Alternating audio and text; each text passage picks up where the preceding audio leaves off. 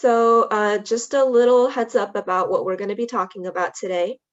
First, we have what we're currently doing, which is the introduction, and then we'll be talking about what FGMC is, the effects of it, why it happens, and how it happens globally and in the U.S.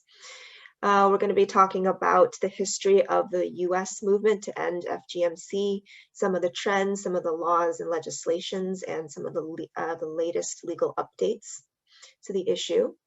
Number 4, we're going to be talking about FGMC as a form of gender-based violence, why we consider it a form of gender-based violence and a form of harm. We will be talking about some of the COVID-related impacts on survivors and on the movement. And then lastly, time for sharing of resources and question and answer. Next slide. So just to quickly introduce my organization and the other organizations that are represented today. I represent the Asian Pacific Institute on Gender-Based Violence, and we are a national resource center on gender-based violence affecting Asians and Pacific Islanders in the US, including domestic violence, sexual assault, and FGMC. Our mission is to disrupt gender-based violence, which causes physical, sexual, emotional, spiritual, and economic harm within AAPI communities throughout the US and its territories. We also have Sahiyo, whose mission is to empower Asian communities to end female genital cutting and to create positive social change through dialogue, education, collaboration based on community involvement. And then lastly, the US End FGMC Network, whose mission is to eliminate FGMC by connecting, supporting, elevating, and advocating on behalf of and with diverse US stakeholders engaged in prevention, education, and care. Next slide. So here's a picture of myself looking fairly different from how I'm coming to you today. This was a few years ago, pre-COVID. I'm the Resource Center Coordinator at the API-GBV. I do a lot of webinars, a lot of our communications work, as well as data and our Resource Center publications and fact sheets and things like that. I want to introduce you to Maria on the next slide. She has worked for over a decade on gender-based violence issues, and she is one of the 5 co-founders of Sahiyo. The organization was founded around the belief that storytelling in all forms can create change, and you'll see some of the survivors' stories during the webinar today. Next slide. Dr. Natasha Shrugs is the US End FGMC Network's National Director. She has held positions over the years in academia, at NGOs, and in the government, including having served for nearly 5 years as Principal Advisor on research to Ambassador Susan Rice, Samantha Power, and Nikki Haley at the US Mission to the United Nations. And then lastly, the next slide. Carrie Walovich is the US and FGMC Network's Partnerships and Operations Manager. She manages the day-to-day operations of the network, as well as the vital relationships, collaborations, and projects with members and stakeholders. And lastly, I just want to shout out Kate, who has been helping out behind the scenes and is here, doing all the tech support and keeping us on track, and really just keeping everything organized for us. She won't be speaking today, but our hats off to her and a big thank you as well. So I'm going to turn it over to the presentation now, and I will be here also, in the chat box and everything. Thank you, Maria. Thank you so much, Shirley, and welcome everyone to this webinar. We're so glad that you are joining us today. And just a quick note, this next section will really involve the who, the what, and where and when of FGMC. And also throughout the webinar, as Shirley mentioned, we're going to be showing short videos created by survivors to help highlight the nature of FGMC within communities. And these videos belong to a project called the Voices to End FGMC, or Female Genital Mutilation / Cutting, which Sahiyo and our partner agency Story Center initiated about 3, maybe 4 years ago now. And so we'll be showing those videos. And I just wanted to also quickly note, for those who are not familiar, female genital mutilation or female genital cutting also goes by various other words and names that are generally colloquial terms in the communities that they practice it. So for instance, Katna in the Bora community, Sunna, Bondo, and other communities as well, but they all refer to the same thing. So I just wanted to flag that as we go through the presentation. So if we could just go to the next slide. So before we dive further into the content, we wanted to just first start with this question to better understand who is on this call and what experience folks have with this issue. So to really start off with, we wanted to ask participants to answer the following question. And I know you had a poll as well, but how many people know someone who's experienced FGMC? And you can respond in the chat box regarding this question as well. We'll give everybody about a minute to respond to.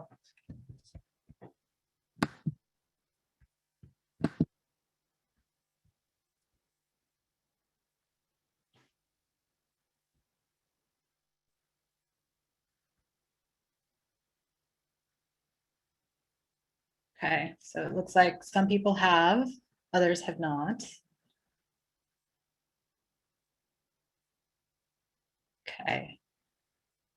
So it looks like we have a mixed crowd here today. That's helpful to know as we go through the presentation.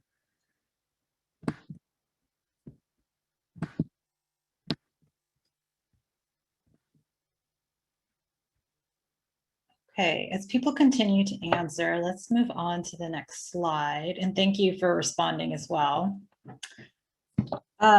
So to ensure we're all on the same page, I am going to share the World Health Organization definition of female genital mutilation or cutting, or FGMC.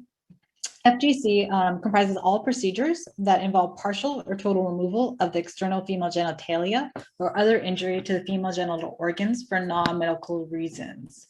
It is recognized internationally as a human rights violation, torture, and an extreme form of violence against women and girls, and it is usually performed between birth and puberty, although it can happen to adult women as well. So throughout this presentation, as I mentioned, there are many terms for FGMC. One thing just to be cognizant of, particularly if you are coming into contact with communities that have practiced it, or if you have been working with them, is you might recognize that when you're engaging in conversation, as they refer to other communities, it's always helpful to kind of emulate the community, the terms that they might utilize. And I just wanted to kind of put that out there as well too, but we can answer more questions around that later on during Q&A. So if we could go to the next slide.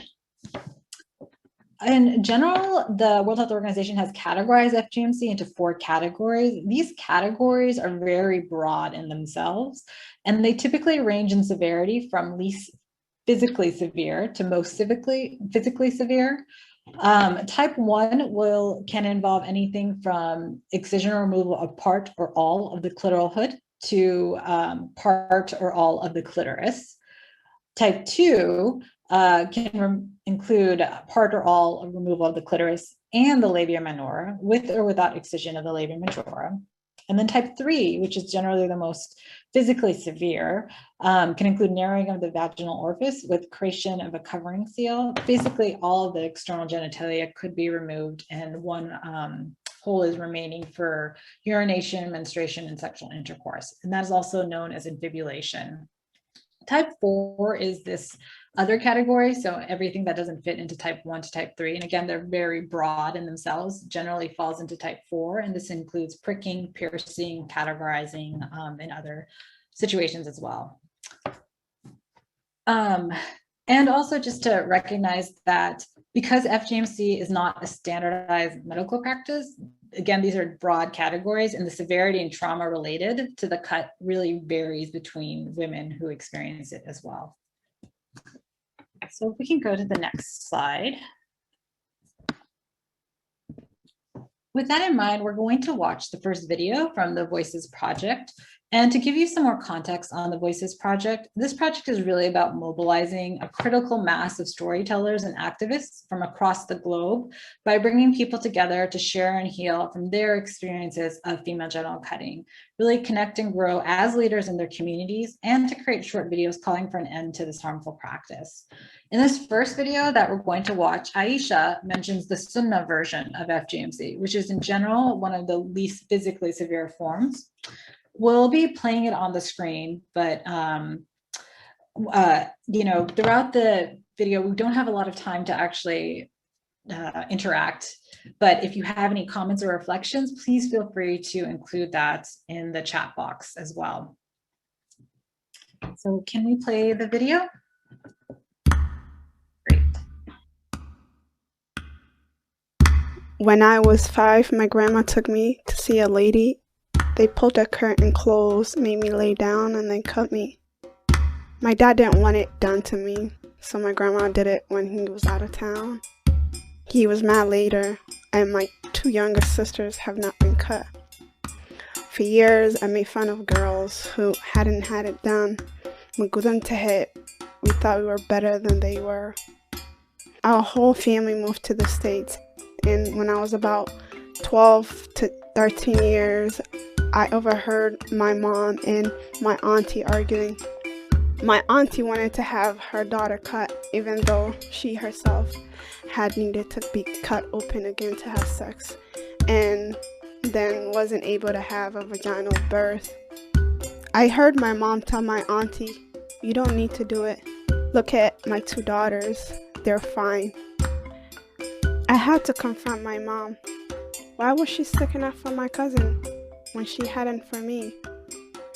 She told me she had felt bad about letting my grandma and my great-grandma take me that day. She said yes, I allowed it, but I made sure it was the sunnah, the least harmful kind. Digging deeper, I learned it's not a religious practice. It's a cultural thing that's passed down. There's nothing in the Quran about it, but aunties and grandmothers do it. If you hadn't had it done, you're considered promiscuous. Men ask you, "Magudan tahai?" If you're not, they get turned off. At least the newer generation is talking more openly about it.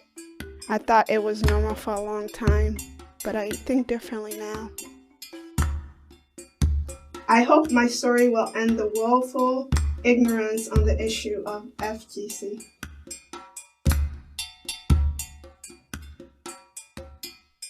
All right. So if we can go to the next slide, but in the meanwhile, you may have noticed that Aisha starts discussing reasons for why FGC is done in her community, which we will discuss in more detail later on, but I wanted to make note of her mention that is done for a variety of reasons. Aisha mentions religion and the idea that a girl would be promiscuous if she doesn't have it done. Also, Aisha discusses some of the pain associated with it, including health complications that have happened to relatives of hers who have had it done, which also takes us to this slide.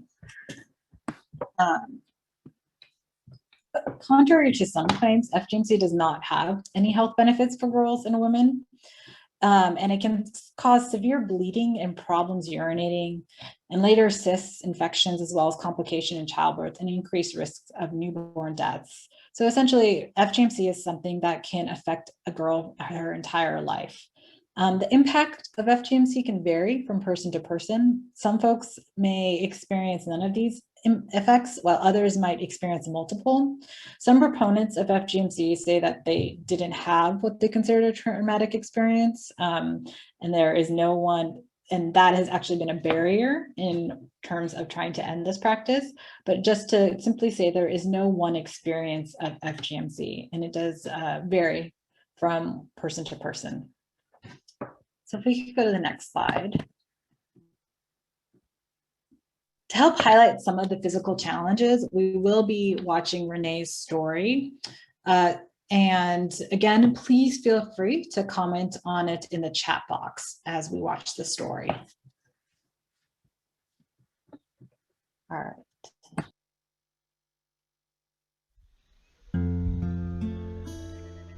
I was born in 1944 to a loving Midwestern American farm family. We were close to the earth and our animals. When I was 3, my mother became concerned that my face turned red when I touched my clitoris. She brought me to a doctor, and the doctor cut me. My mother said, "Don't ever talk about this." I was alone with my questions as a child, teenager, and young adult. I did not discuss nerve damage discomfort, even with my sisters. When I gave birth to my first child, I did not talk about the complications I faced. I wanted a natural labor, but the doctor didn't know what to do. He put me under to perform an extensive episiotomy. I awoke 4 hours after my daughter was born, and it took my body months to heal. I told a couple from my church about what had happened to me as a child. They said, "Don't ever tell that story again." Later, I shared with women at work who said, "Don't repeat that or you'll ruin your career." But is this really my shame? What about other women having their babies with doctors who don't know what to do? I could not stay silent, and I started reaching out to new people. My Somali friend Filsan Ali and I produced a bilingual brochure for infibulated Somali women to give to their doctors to make safe labor and delivery plans. I went public internationally, and my close friends and family supported me. Creating art and connecting with nature has helped me heal. I've learned to spin wool and weave on a loom. I have found peace in flower gardens, weeding, deadheading, and making bouquets. Today I live where eagles soar and deer feed by a river.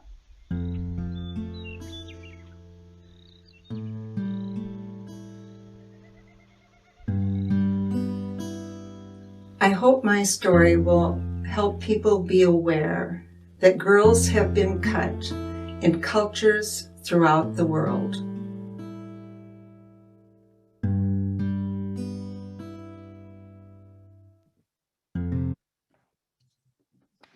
Okay, so again, please feel free to share any reactions you might have in the chat box. But I wanted to share a few reasons why I show Renee's story. The first reason is that Renee's story is always a shocker to people who are not as familiar with FGMC because of misconceptions around who FGMC occurs to. Renee's story really highlights how up until the 1950s, a form of FGMC, clitoridectomy, was performed to treat women for hysteria, to stop masturbation, and to stop lesbianism. In Renee's case, as you heard from her, it was to stop masturbation. Her story also really highlights some of the physical consequences that occur and have occurred for her during childbirth. I also want to mention that Renee's story, after she did go public with sharing it, we have heard stories of other women from young white Christian communities, much younger than Renee, where FGMC is occurring. So again, there is something to say that there is an inherent silence around this issue, but it is something that we're recognizing more and more women are impacted than originally understood. One other note about FGMC that is important to recognize is that in countries such as the United States, there is growing concern that FGMC is being medicalized and performed by healthcare professionals, almost as a way to justify it and to make it appear safer. But again, there are no health benefits of FGMC, and we'll talk a little bit more about this later on, and because there was a doctor charged in 2017 for performing FGMC in the US. We can go to the next slide.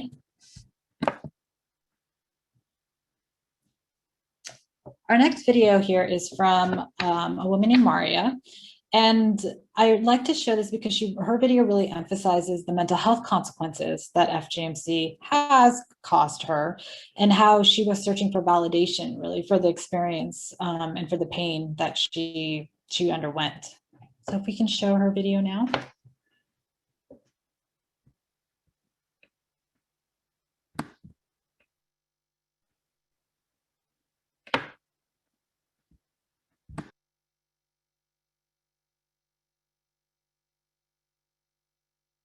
My parents left our homeland, Pakistan, in the 80s, but they didn't leave their culture or their religion. We lived in America, but we always knew we weren't like other Americans. We were Dawoodi Muslims. At home, we ate on a thal and spoke Urdu or Dawoodi Zuban. We wore ridas when we went to the masjid. We asked our Sayyidna for permission to name our kids, choose a profession, or buy a home. We were expected to get engaged early and marry somebody from the community. I was told, that's our tradition, it's how we do things. As an adult, I started asking questions, especially about the custom of khatna, or female genital mutilation. Even though I didn't have any obvious physical symptoms from being cut, I felt a lot of shame about it, and about my arranged marriage. I also had periods of anxiety and sadness, which seemed to be getting more frequent. I was 36 when I finally admitted I had a problem I couldn't solve by myself. Going to a therapist was really, really hard. In our community, depression was like sex. We knew it existed, but no one talked about it. The therapist asked about my life, and I shared intimate details with her. When I finished, she acted like it was no big deal. She said, "Oh yeah, I know about that. That's the tradition in many cultures. It's totally okay." I thought, oh, if the therapist thinks that, maybe my parents were right after all. Maybe it's not such a big deal. Years later, I told my story to another therapist. She was older and had kind eyes, but her reaction was very different. "Take a minute," she said. "Don't minimize this. What happened to you was wrong. You should never have had to go through that. You have every right to be angry." I just started crying, and I cried for a long time.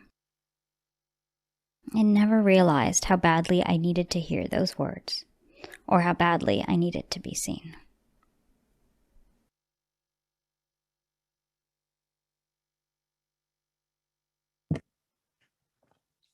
All right. So again, please feel free to share any comments or thoughts. But I did want to highlight Maria's story and compare it to Renee's story as well, just to, again, help highlight the different experiences that women can have, but also highlight everything from the physical to the mental health impact that FGC can cause. So if we could go to the next slide. So FGMC can also impact one's sexuality. And in 2017, Sahiyo conducted a study in which we interviewed over 300 or over 400 women from the Bora community. And the Bora community, for those who are not familiar, is a community with origins from India. It's a Shia Islamic sect with diaspora communities globally. And it's a community that is really under-recognized in terms of FGMC occurring. It's part of the misconceptions around who FGMC occurs to. But we did this study and we found that of the 309 respondents who FGMC had occurred to, so we found out that 80% of the women had undergone FGMC, that 35% really believed that it affected their sexuality, and 32 just really weren't sure if it had. But part of that could also have just been, including that there may be a lack of awareness in general about female anatomy and how things function. But of the respondents who said that FGMC had affected their lives, which was about 108 women, 87% said it affected it negatively. So if we can go to the next slide. And this story by Lena really helps highlight how she learned about FGMC and how she learned it was done to control her sexuality, and also how it impacted her own view of her sexual life during the course of her adult life as well. So again, please feel free to share any comments as we watch the video.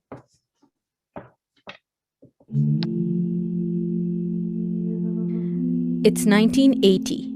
I'm 7 years old on summer vacation in Karachi, Pakistan.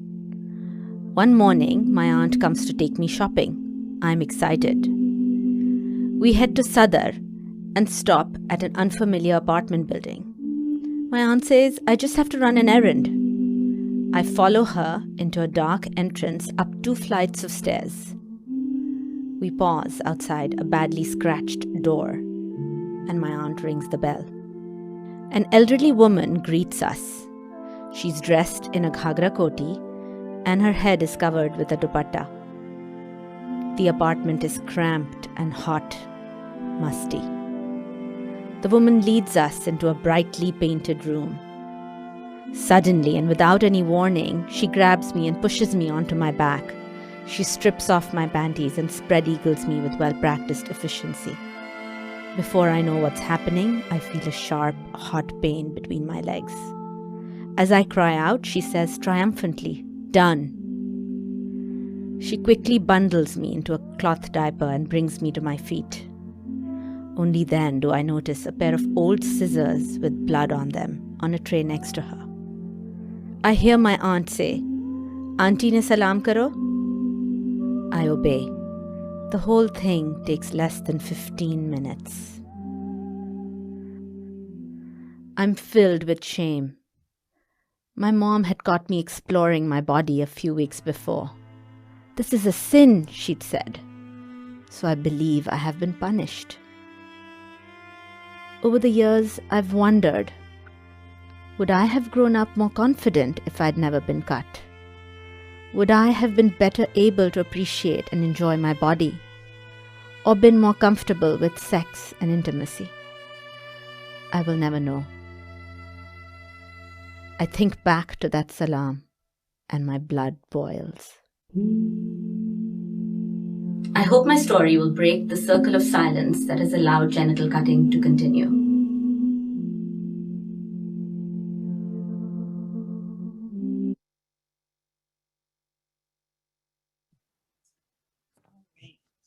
So if we could go to the next slide. So Lena's story and all of their other stories, as we've been watching them, they've started to discuss some of the reasons for why FGMC occurs. Overall, FGC is considered a social norm within these communities. That means that it's been justified in all sorts of different ways so that it does continue generation after generation. Some reasons given for its continuation in many communities can include curbing sexual desire, preventing promiscuous behavior, religion, the idea that it might be connected to religion, the idea that it might be connected to culture, tradition, the idea that also that it might be connected to marriageability, making a woman more eligible to find a husband. Also, it can be connected to false assumptions around health and the idea that it somehow provides health benefits or for cleanliness and aesthetic purposes. We also hear reasons of it being done for purity and to age in religious purity or piety as well. Ironically, not only have I heard that it's been done to control sexuality in a negative manner, because women are not supposed to be sexual, I've also heard that it's been done to enhance sexual pleasure. And that is something that we do hear proponents of FGMC cite as a reason to continue it too. So one important note to make is that the reasons FGC is performed, it can actually shift over time in a community. So for instance, for many years within the Bora community, one of the central ideas of why FGC was performed was the idea that women were not supposed to be sexual. However, now many religious authorities from within the community tend to promote this idea that FGC is a religious requirement over the idea that women are not supposed to be sexual. So there's almost this recognition that the idea that a woman is not supposed to be sexual is more taboo. And so you're hearing more rhetoric around the idea that it's for religious purposes. Regardless of the reasons given, again, it's an important point to recognize that this is a social norm and all communities have social norms. Even right now, if we think about what's going on in the pandemic and how wearing a mask has become this social norm. However, there are also harmful social norms. And we see that in instances of, for instance, child brides in the US, certain religious denominations that might not allow different forms of medical care. Those are, again, examples of harmful social norms too. Can we go to the next slide? So I want to show this video as well. And really, I show this video because it also helps highlight how this is a form of family generational violence and really learned behavior too that's passed on generation from generation.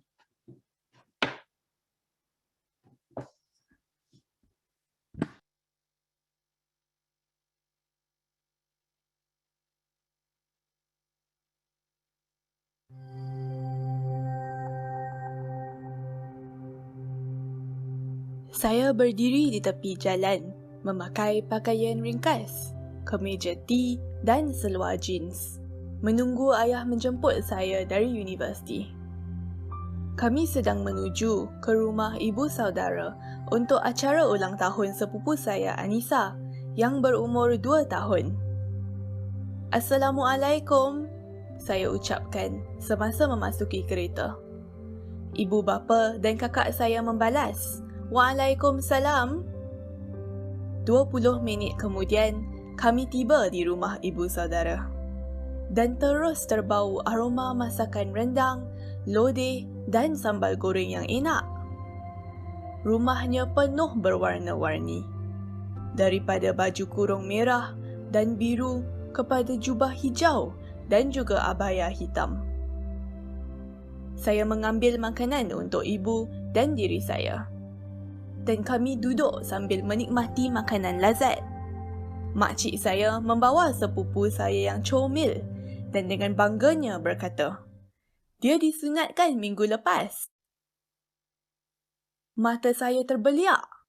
Tulang belakang saya menjadi lurus. Saya hampir terjatuh dari sofa. Dia disunat? Anak perempuan disunat? Saya bertanya. Saya tidak boleh percaya jawapannya. Ya, minggu lalu oleh seorang doktor. Cepat sekali. Snip, dah habis pun, makcik saya menjawab.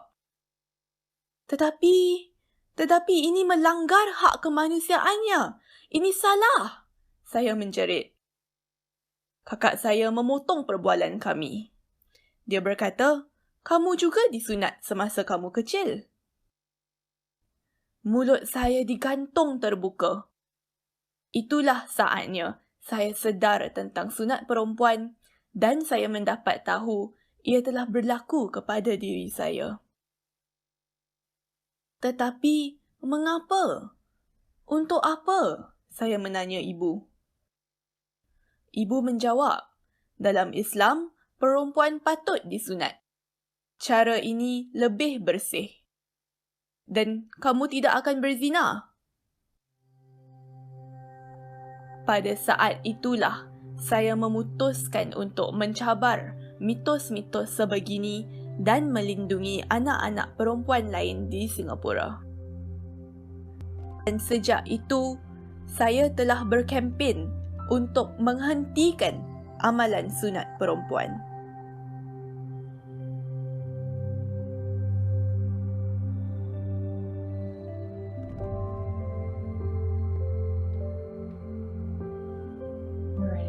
Again, definitely feel free to share any thoughts or reflections in the chat box. But if we can go to the next slide. And, now you've had the chance to actually hear some stories from survivors. So I want to talk a little bit more about data around FGMC. And globally, there are 200 million women who are impacted by FGMC. However, I'm sharing this statistic with some caution that it is most likely an underrepresentation of the true figure of women and girls impacted by FGMC. And I'm going to go into detail on the next slide. If we can just go to that. Really, it's only in the last few years that the United Nations has recognized FGMC as really occurring globally. In 2015, the UN implemented what was known as Sustainable Development Goals. And goal number 5, which is intended to help achieve gender equality and empower all women and girls, for the first time called on all countries to collect information on the prevalence of FGC. Prior to the SDGs implementations, only relevant countries were asked to track that type of data. That meant that FGC was only measured in 92 countries, mostly within sub-Saharan Africa and the Middle East, where UNICEF was collecting data. That meant other countries where FGC was reported, including the United States, and you've seen some of the stories from women who live in the United States today, had no obligation to really track that information. So for decades, millions of women and girls have suffered this ordeal because they lived in places not viewed as being relevant countries. Currently, FGC is measured using nationally representative data or surveys in about 32 countries. And just a few years ago, the first country in Asia was included, Indonesia, and now I believe the Maldives is also included. But again, you've seen some stories of women who are not represented in that data, including when we look at the United States, and we're going to go into more detail there, women who come outside of the 32 countries or who are second or third generation within this own country might not be included as well. There was a report that came out in 2020 that mentioned that FGC is actually found in at least 92 countries around the world.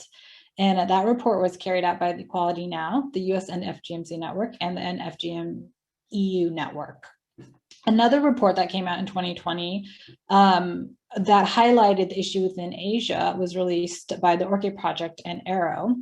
And there are links to it that I'm happy to share if anyone is interested. But again, these reports were really vital to understanding the global nature of FGMC. And I think if we can go to the next slide, and I'm actually going to invite my colleague Natasha to speak on the next few points.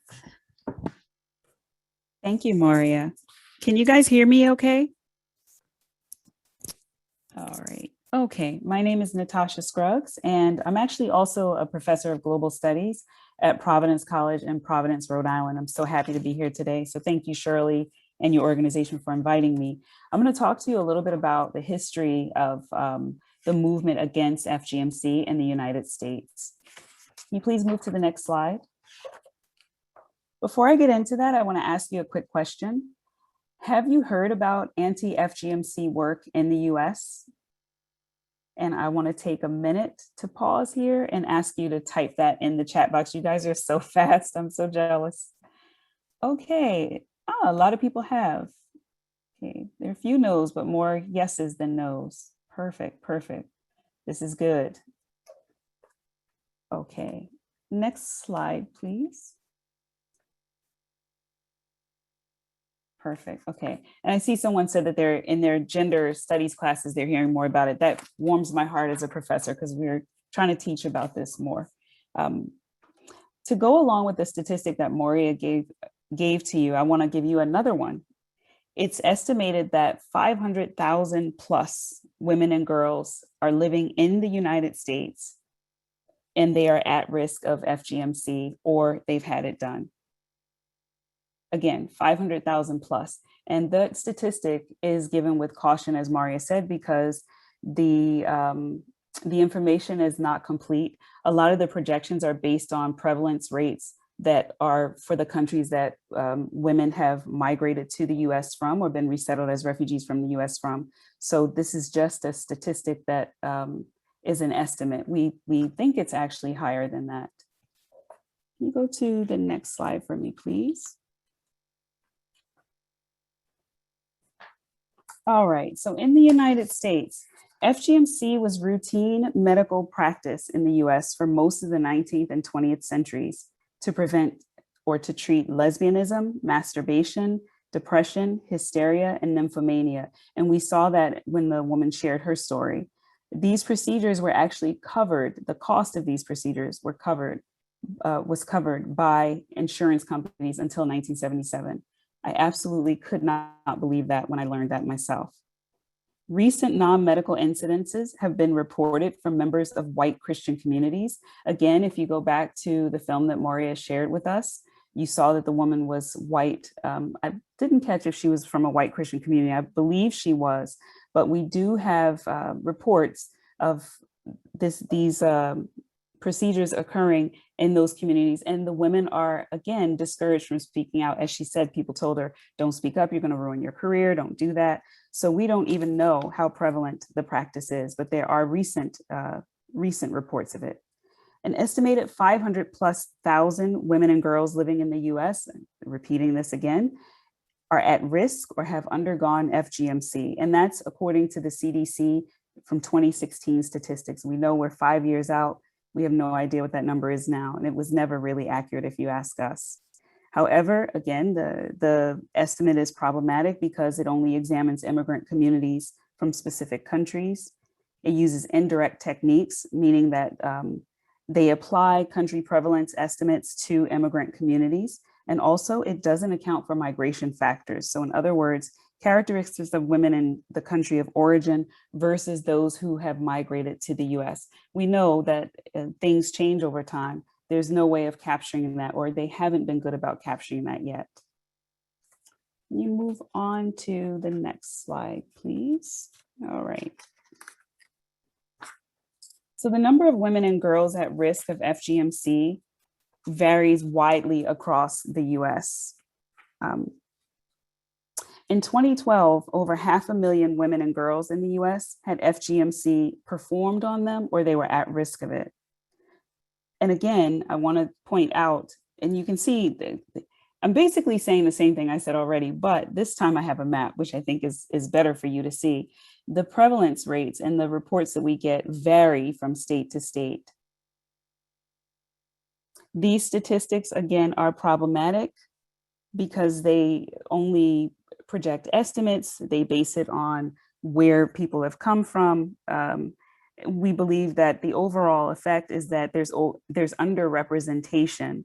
The CDC acknowledges these limitations of their methodology, and they're working to do a better job of tracking women and girls who have been affected. So for now, these are the only statistics that we have, but I wanted you to see this map so that you could see how it varies from across the country from state to state. Next slide, please. All right. Ending FGMC requires a comprehensive response that has girls and survivors at the center.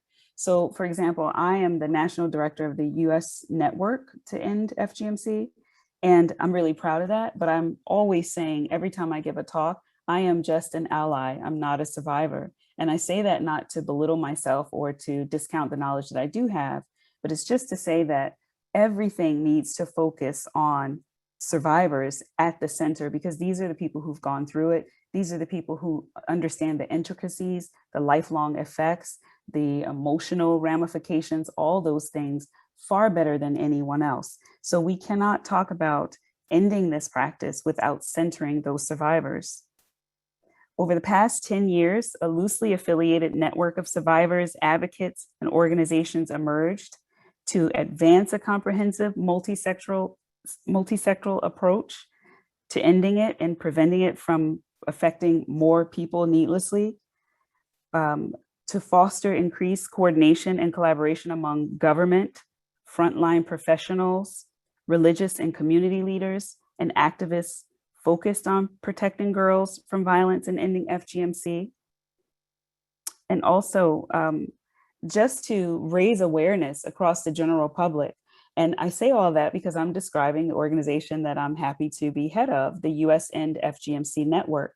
It was soft launched in 2016 and officially launched in 2018. So by soft launch, we mean that people came together and started talking about the need to have such a network in the United States, where some people had assumed that this was not such a big problem, yet we knew that that was inaccurate.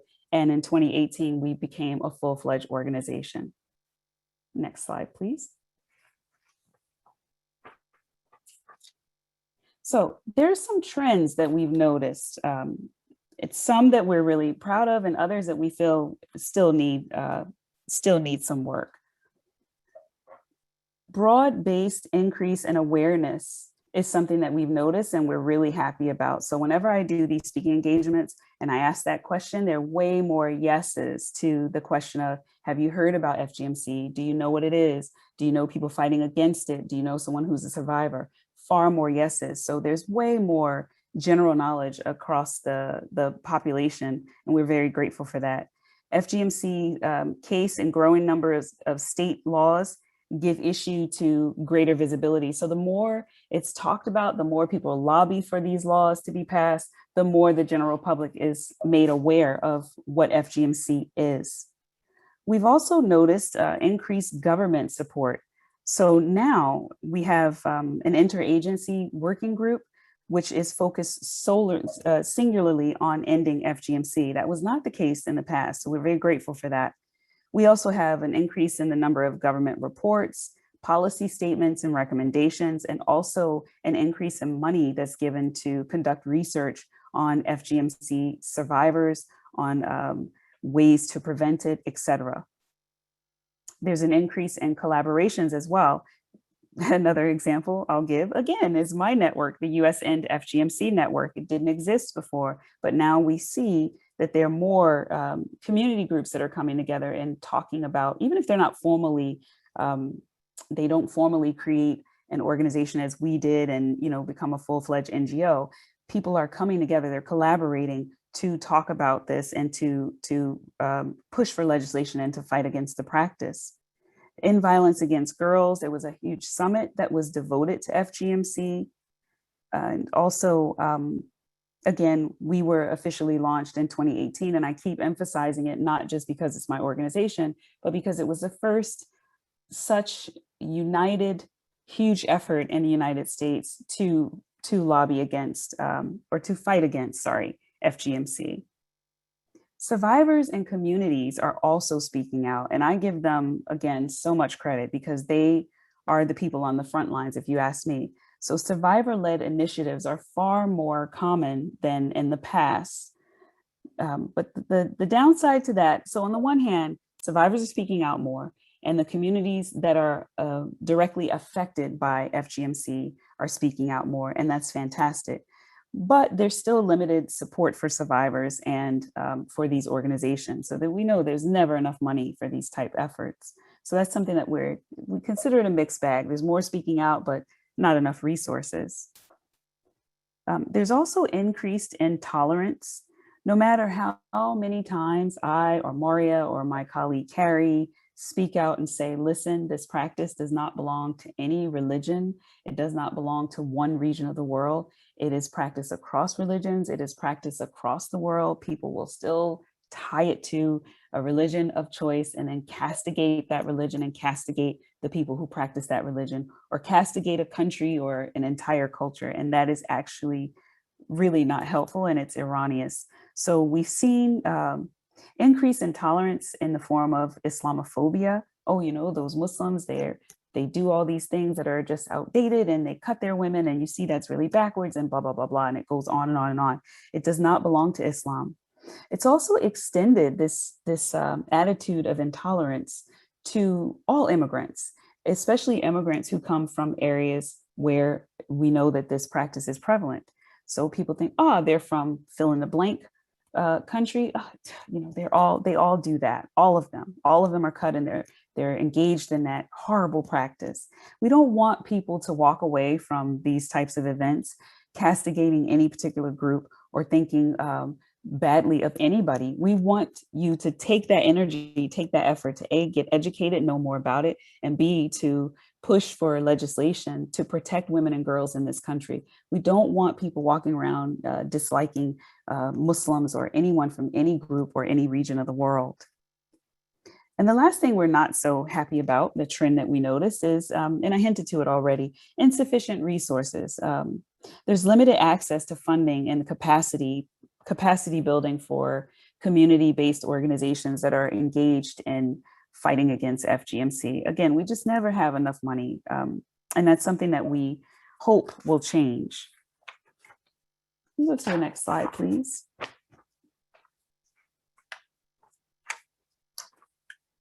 Okay, so a lot of people don't realize this. I'm always happy to report it when I give talks. We've had a law at the federal level since 1996 against FGMC. So what I mean by that is that our federal government criminalized the practice of FGMC in 1996. Congress declared FGMC a criminal offense. So you might say, it's interesting, I never heard about it. Well, we had it, and if you followed it in the news, there wasn't really much talk about it. There weren't cases being prosecuted. So many people just didn't know unless you were following it because of your own personal reasons. The law was amended in 2013 to include a travel provision. And by that, I mean, it was extended to cover what we call vacation cutting. Vacation cutting is when girls and women, mostly girls, are transported out of the United States to have the practice done. So sometimes that will come in the form of, oh, little so-and-so is going to go visit her aunt and uncle in such country, or her grandparents in XYZ place, or whatever location. But it is when people strategically and sort of undercover have the child travel to have this practice done to them. So what happened in 2013 was that the government, the federal government, amended the law to include, if you knowingly transport a child in any way to have this done to them, you are also committing a crime. In 2017, we had the first federal prosecution of a U.S. doctor for performing FGMC. It's the U.S. versus Nagarwala. I always mess up that name. I'm so sorry. This was a case that occurred there were 9 7-year-old girls from Michigan, Illinois, and Minnesota who were taken to a clinic in Detroit to have this done to them. So I'm trying to remember all the facts and get them straight for you. And so the federal government, this was the first federal prosecution of a US doctor for engaging in that. So the excuse that was being used was medical purposes. But as Maria said, there is no medical reason to have FGMC done. 2018, there was a district court decision. The federal law struck down. There were only 27 states that had laws at that time. This is where it gets a little tricky.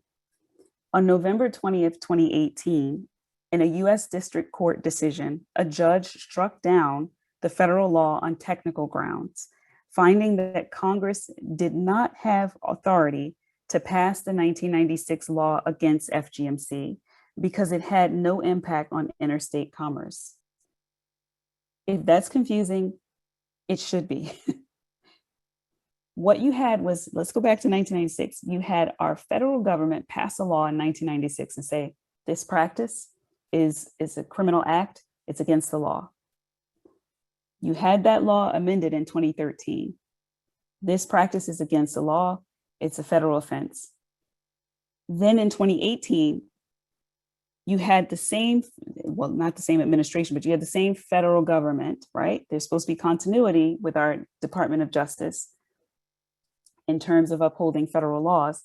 You had the same government, the same Department of Justice saying, you know what?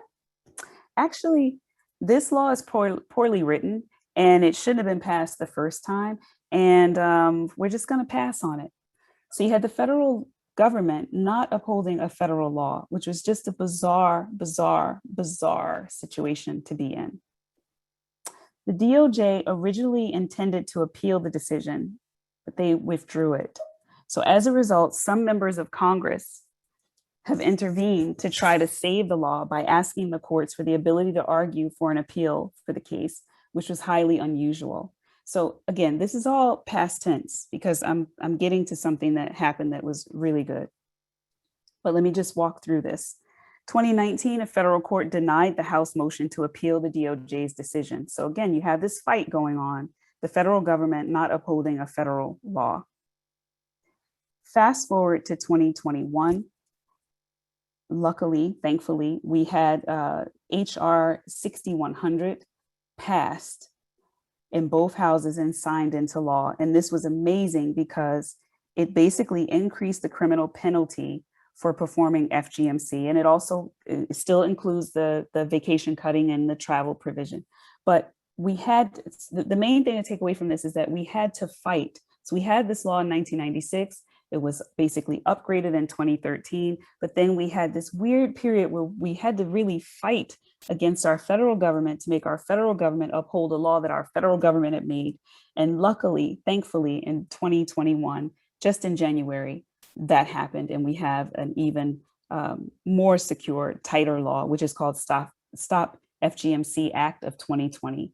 Thank you for for listening to me say all that. I'm going to move on to the next slide. I just wanted to make sure you understood just how bewildering and confusing that was for everybody involved and all of us who are pushing for the legislation.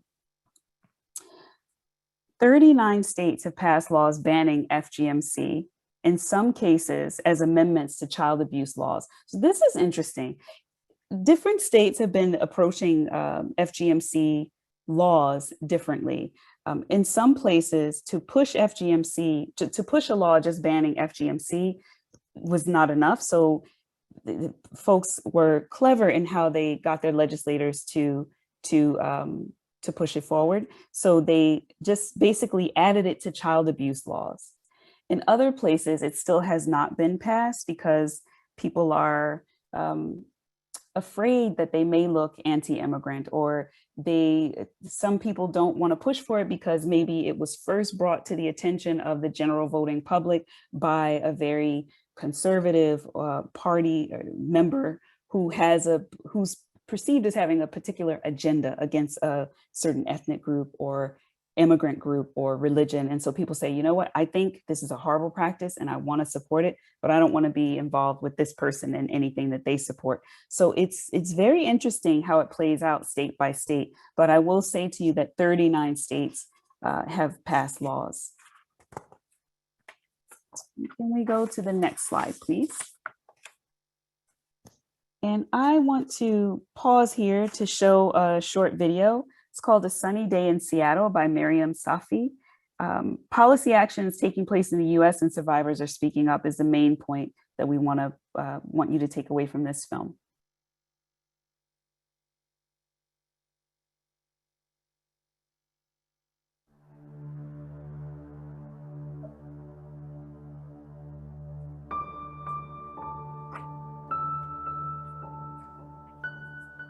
It was a lazy, sunny day in Seattle. I was visiting my niece. She was 7 years old, the same age I was when I was cut. I remembered the emerald green carpet, the jumbo-sized Toblerone my aunt gave me as a bribe. She led me to her basement clinic in India. It was just the two of us, and without warning, she laid me on my back, she spread my legs apart, and I blacked out.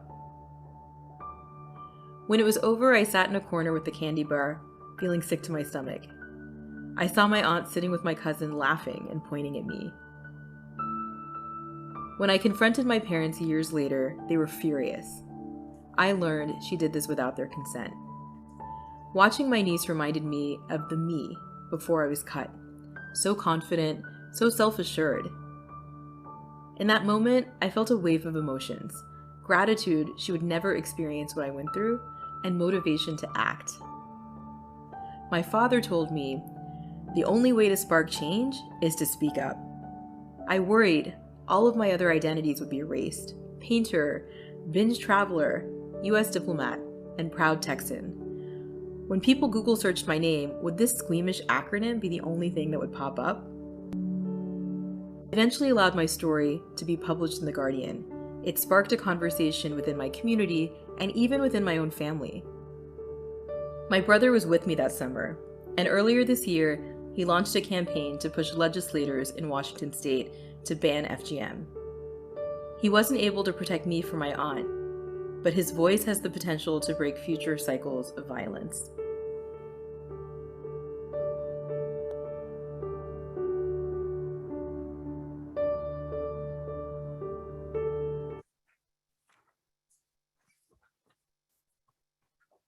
Thank you.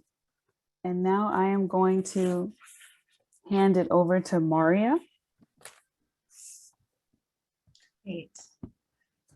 Thank you so much, Natasha, for that. And hopefully if anybody has questions, please feel free to put in the chat box. We'll have time for that. Kate, can we actually skip to the next slide? That would be great. And the next slide. All right, so we wanted just to talk a little bit about connections to gender-based violence and really to help just highlight the fact that FGMC is a form of gender-based violence. So I wanted to ask this question to everybody. What connections do you see between FGMC and other forms of gender-based violence, such as domestic violence or sexual assault? And I think that we'll just give everybody a minute to respond in the chat box with their thoughts from looking at the videos, what Natasha has talked about, what I've talked about, any connections that you see. Power and control over women, their rights to their bodies and decision over what they can or do with their bodies. Yeah, definitely. Generational violence, yes. Survivors have no choice, yes. All forms of oppression, violence against women. Yeah.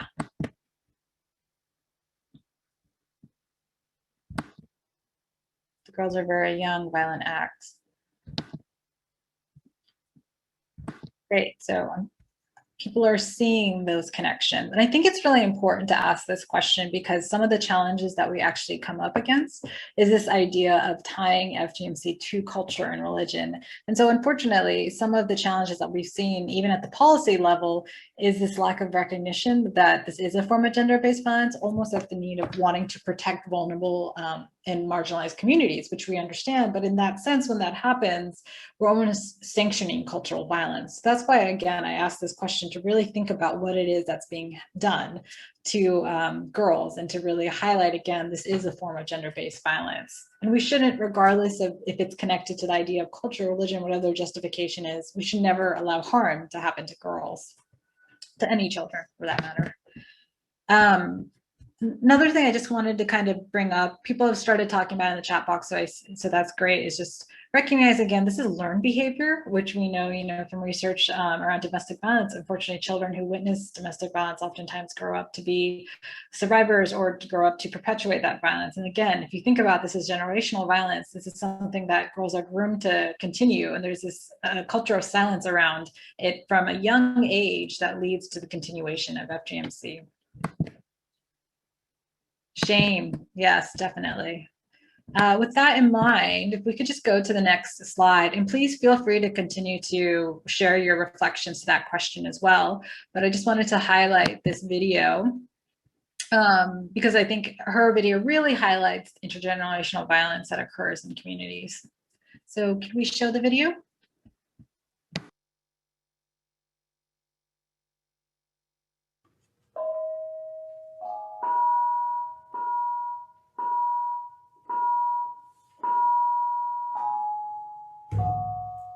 Hari itu, mereka bilang adalah hari yang penting bagi adikku dan aku. Tamu-tamu berdatangan ke rumah kami. Suara gamelan bergema di sekitar ruangan. Aku melihat banyak saudara-saudara perempuan berkumpul di kamar mandi, mencampurkan air dan berbagai bunga setaman. Mereka membasuh aku dan adikku dengan air bunga setaman sebelum melakukan ritual itu. Lalu, aku mendengar suara lengkingan tangis adikku ketika mereka mengucurkan air bunga yang dingin ke tubuh mungilnya. Adikku baru berumur 4 tahun dan aku 9 tahun. Mereka bilang, "Jangan menangis, kamu kakaknya, kamu lebih tua. Kamu harus memberi contoh adikmu." Mereka memberiku tanggung jawab agar aku memberi contoh untuk adikku, walaupun aku sendiri tidak tahu apa yang akan terjadi. Aku takut, tapi berusaha menepis perasaan itu. Mereka menggandengku dan memintaku berbaring terlentang di tempat tidur. Tempat tidur yang dialasi spray berenda dan berwarna cerah. Aku masih ingat peristiwa itu sampai sekarang. Ibuku, budeku, dan saudara-saudara perempuanku yang lain, serta dukun tetesan dan anak perempuannya, mengitari tempat tidur tempatku berbaring. Mereka berkali-kali bilang, "Jangan takut, kamu tidak akan merasa sakit, hanya seperti digigit semut. Prosesnya akan cepat, akan berakhir sebelum kamu tahu." Mereka memegangi tangan dan kakiku, dan mereka mengatakan lagi kepadaku, "Jangan khawatir, hanya akan terasa seperti cubitan." Aku melihat silet kecil. Aku takut dan memejamkan mataku, tidak tahu apa yang terjadi. Tiba-tiba mereka berkata, Selesai, bagus sekali. Kamu berani dan tidak menangis. Tapi tangisan adikku masih menggema. Kemudian mereka mendandani kami dengan pakaian tradisional. Lalu kami berdua duduk di sebuah kursi panjang. Sementara tamu-tamu memandangi kami sembari menikmati hidangan yang tersedia. Aku merasa ratusan pasang mata menghunjamkan tatapan kepadaku. Mereka mengatakan agar kami duduk dengan manis dan tersenyum pada para tamu. Hari itu, aku hanya ingin memenuhi kewajibanku sebagai anak perempuan yang baik. Hari itu, aku tidak memiliki suara, aku tidak memiliki diriku. Aku juga belum tahu tentang hak asasi manusia. Yang aku tahu hanyalah tanggung jawab dan kewajiban. Sekarang, aku mendapatkan kembali diri dan suaraku. Dan aku tahu mereka akan mendengarkanku.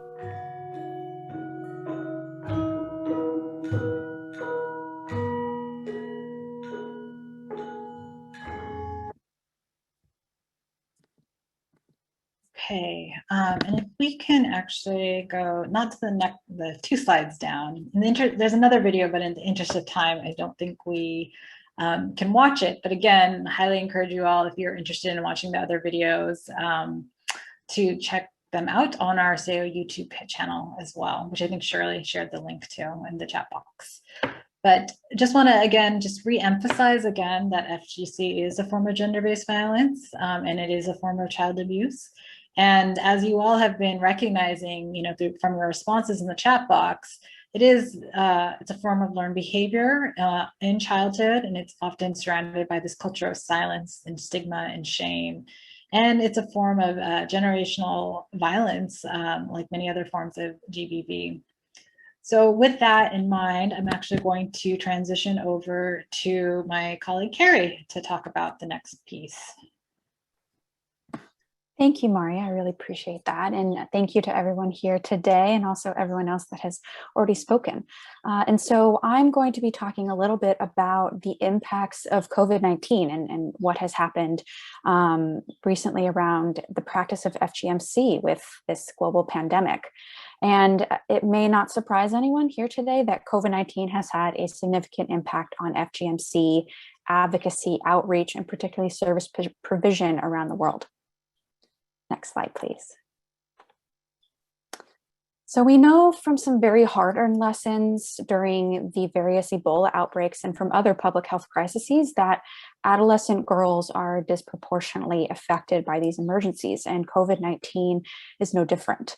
So common consequences of COVID-19, such as the social isolation and loss of social support due to massive countrywide lockdowns, which in turn have led to loss of access to education, reproductive health and protection services, and massive loss of livelihood, have been felt the hardest by women and girls. And there is a plethora of data to support this.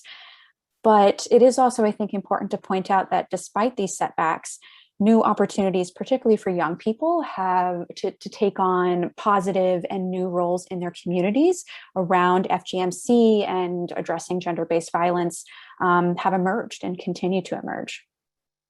And so some of the key program recommendations that, again, we've learned in particular from Ebola are the need to have support resources and plans moving forward that are really grounded in a children's rights, using a gender analysis to address the increased risks of gender-based violence in FGMC, particularly during crises. Support efforts need to be aimed at interrupting the practice of FGMC during this pandemic and beyond. Support access to digital tools for education, for health, for psychological support and social protection services can be expanded. I think, one of the silver linings of COVID-19 has been an explosion in, new resources and tools available to us to have online education and connecting people to different services. So I think that's really important to utilize all of these important tools, specifically when it comes to combating FGMC around the world. And additionally, there's a huge push for continued research, both during and after the pandemic, to learn the consequences of FGMC during this time and how they can be combated in the future and addressed. Next slide, please. And I wanted to share this study by the Orchid Project. They're a nonprofit based in the UK. They conducted a survey and the results were published in September 2020 to determine the specific impacts that COVID-19 has had on FGMC around the world. And I actually believe Maria earlier sent a link to this report. So please feel free to check that out.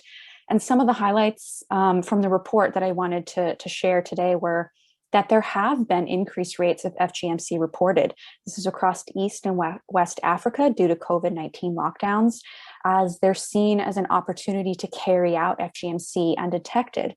Whereas when young women and girls were attending school and were, more out in the community, it was harder to, quote, hide this practice. But lockdowns have provided an opportunity, unfortunately, to continue with this practice more undetected. There has been a lack of FGMC integration into COVID-19 responses, and this is leaving girls at risk, as well as FGMC survivors with no access to services.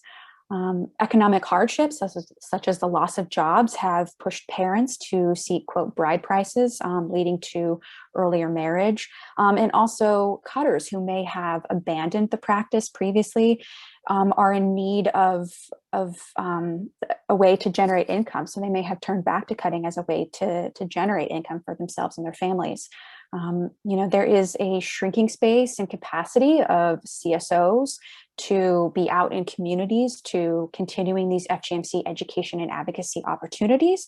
But again, these online digital tools that have emerged and continue to emerge provide a really excellent opportunity to reach communities in a new and different way, which is very promising and very encouraging that our community is taking advantage of that to reach out to established communities and also to potentially new people that had never heard of this practice before. And next slide. So I briefly wanted to highlight some resources for service providers. Next slide, please. And so these are just a few, and I highly encourage you to take a look at the US End FGMC Network's resource page, as well as Sahiyo's resource page on different resources for providers. And these resources are from our members that are incredible providers and organizations working on the ground to address this practice of FGMC. Next slide. And so some more resources that I wanted to highlight. Again, I encourage you to visit the network's resource page as well as Sahiyo. And there are lots of incredible, well-researched resources for many service providers. And again, Sahiyo has another great webpage full of these resources, but I wanted to highlight 3 organizations in particular that are working to combat FGMC in the US. The first is Forma. They offer mental health clinical services to women who have been impacted by FGMC. They also provide outreach, advocacy, and awareness training to hospitals, agencies, universities, and the community at large. They also have an ongoing survivor support group, which I think is a really important resource to highlight. And just like the women in the videos that Maria shared, it's so powerful and impactful for others to share their stories and inspire others to continue sharing those and just building up and supporting this incredible group of survivors and making sure that they are supported while sharing their stories. The Michigan Department of Health and Human Services has an incredible research page as well that explain the basics of FGMC and provide access to more resources specifically for law enforcement, child welfare professionals, and also healthcare professionals. And finally, the last organization I wanted to highlight was the Global Women Peace Foundation, which was founded on the principles of ending violence and injustices against women and girls. The mission of this organization is to empower women and girls through education and to eradicate gender-based violence with a special emphasis on female genital mutilation / cutting. So again, these are some incredible resources for service providers like yourself to take a look at. There's a plethora, a goldmine of resources out there. And I suggest visiting those sites. And of course, the US network, Sahiyo, and the organizations I've mentioned here are also another great resource for questions, for connecting with others in the community and continuing to build the advocacy and the education and the strength and services for survivors of FGMC.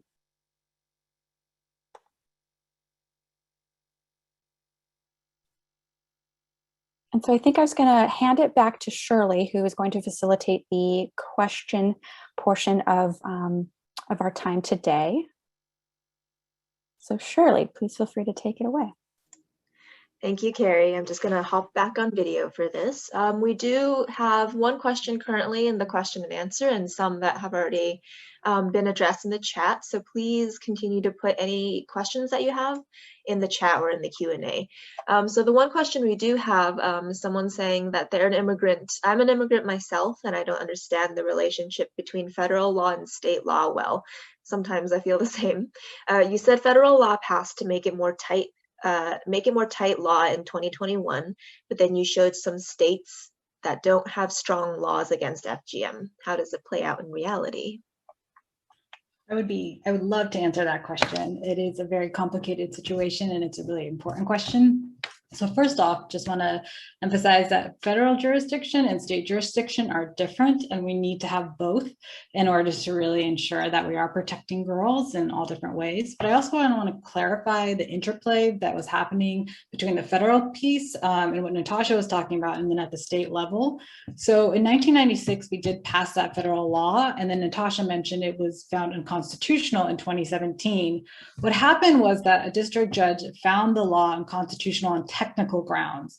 Basically, they said that the way Congress passed it in 1996, they connected it to something called a commerce clause. And that basically, the district judge said that Congress did not have the authority to actually pass the law in the way that they did. That's why it was found unconstitutional. That same district judge did say that FGC is actually something, he actually called it an abhorrent practice, and that it should be something that it's up to the states to regulate. And he said, just like domestic violence and sexual assault laws are governed by the state as well. So basically, when that happened, a slew of states started passing laws, because we had, I think 5 years ago, only 19 states that had a federal, some sort of protection for girls. And then now, in just past August 2020, we have 39 states that have a law, and it looks like we'll have 40. I believe Indiana is close to having a law being signed into being. But that's really important to recognize, because the two are really interplaying off of each other, but it's really important because of the different jurisdictions that we do need to have state and federal law protection. What happened, and what Natasha was mentioning, recently happened, the Stop FGM Act helped kind of clarify that Congress could pass that law. It also cleared the definition of FGMC, and it made the Department of Education and Justice and I can't remember what other governments, but accountable to not only upholding the law, but also being accountable to finding out more accurate data on FGMC and reporting on prevention efforts and support programs that are happening as well. So that was a really important piece of legislation that passed. But thank you for that question. That's just quickly me explaining it too. Yeah, thank you. It's very complicated. And Natasha and Carrie, feel free to add anything if there's something else you'd like to mention. Oh. I think Maria did a great job. It's confusing, and I think she did a better job at like fleshing it out. So thank you. Looking at this, another question, it says, while campaigning to end FGMC as while this person asking the question was campaigning to end FGMC, one of the most common arguments they've received from people is that FGMC is just the same as circumcising boys in the Jewish faith, and no one minds that. So why should we be focused on this? Any advice on a good way to respond to that? No, that's a question and a challenge that comes up often. And I think one thing to recognize is that FGMC is very much about controlling women's sexuality too. We did say there was a lot of different reasons, and it is something that impacts a woman's, it can impact their entire reproductive health throughout their lifetime. At the same time, I am recognizing that there are conversations that are coming up around male circumcision and also the idea of consent and minors, and those are conversations. I'm not an expert on that, but I want to recognize that those conversations are coming up and people are actually looking into that. And I think those are important discussions to have. So by no means am I saying that they should not be had, but just want to recognize the impact that FGC does have on a woman's overall health and the reproductive systems too. Yeah, thank you. I'm not seeing any questions right now, but I wonder if you would be able to, I saw that the video that we did skip talked a little bit about male allies and, you know, their role in ending this practice. Maybe if it's possible just to share a little bit about that, since we didn't get to watch that video. Yeah, sure. I'm happy to. And please feel free, Carrie and Natasha, to jump in if you would like to as well, or others who might be part of this call, because I think I saw someone from Rahma on, and I know they're doing some work around male engagement. But it's real. We definitely very much recognize that to work towards ending FGMC, that means really working with everyone, and male engagement and allyship is incredibly important, particularly because FGMC, as some of the reasons that are being done, are connected to this idea of controlling sexuality and purity and marriageability, all related to traditional gender roles or harmful gender roles and ideas about how a woman should be, and the idea that that's what makes them eligible for marriageability. So if that's the case, it is something that's really important to have male engagement to kind of counter those ideas, change those social norms around that.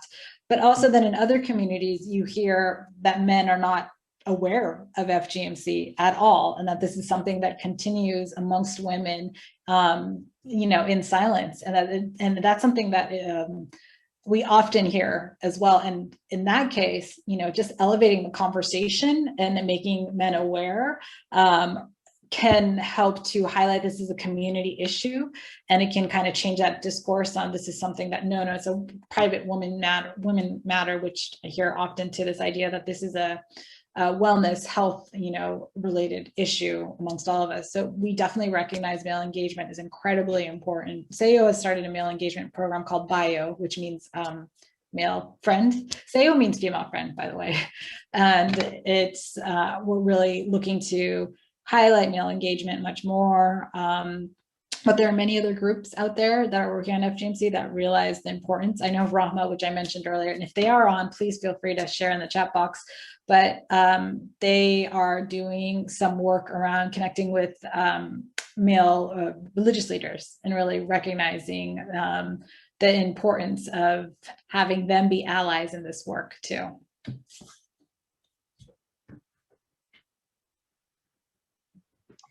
Great, yeah.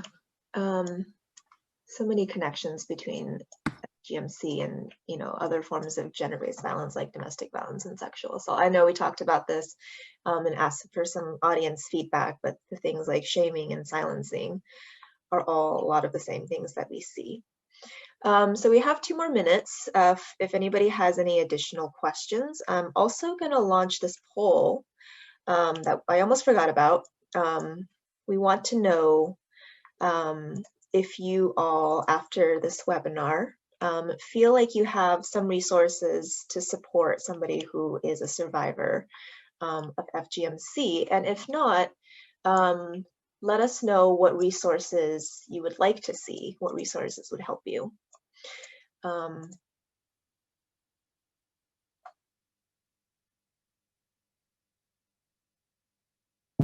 And I think also just wanted to mention while people are doing that, if anyone has questions, we'll send out a follow-up email with, you know, resources and our contact information too.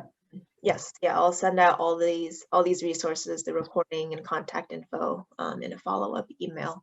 I wonder if this is possible to be answered very quickly, if the DOJ and OVW consider FGM as part of a gender-based violence for their grants. So interestingly, we do have federal, Natasha spoke about federal funding. And I don't know if Carrie, you want to mention, I see you popped onto video. I don't know if you wanted to chime in there. Yeah, thank you. I did just quickly want to point out that yes, through our interactions with the interagency working group, which the DOJ and the OVW are a part of, FGMC is something that is very much a priority for them, something that they recognize and have come out with funding for.